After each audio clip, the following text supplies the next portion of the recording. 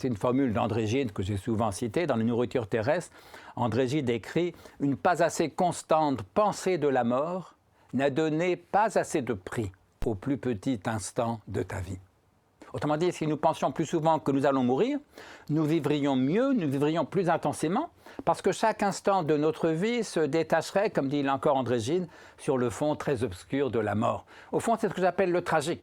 Et donc, je suis passé d'une sagesse prétendument absolue, celle d'Épicure ou de Spinoza, qui au fond prétend éradiquer le tragique, absence de trouble, absence d'angoisse, totale sérénité, absolu bonheur, à une pensée que j'appelle tragique, mais c'est le mot qu'offre la tradition, y compris chez Marcel Conche, mais aussi chez Nietzsche avant lui, bien sûr, une sagesse tragique qui accepte notre finitude, qui accepte la mort, qui accepte la souffrance, qui accepte l'échec même de la sagesse.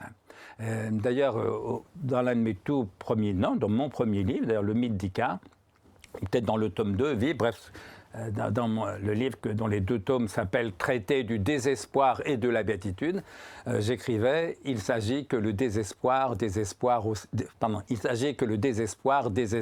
aussi de lui-même ». Autrement dit quoi ? Autrement dit, dès lors que tous nos espoirs sont voués à la déception, peut-être je vais remonter un petit peu en amont pour vous dire comment je suis venu à penser ça. J'avais 25-26 ans, j'étais jeune prof de philo. Et un matin, je me réveille avec une phrase de Spinoza dans la tête « Il n'y a pas d'espoir sans crainte, ni de crainte sans espoir ».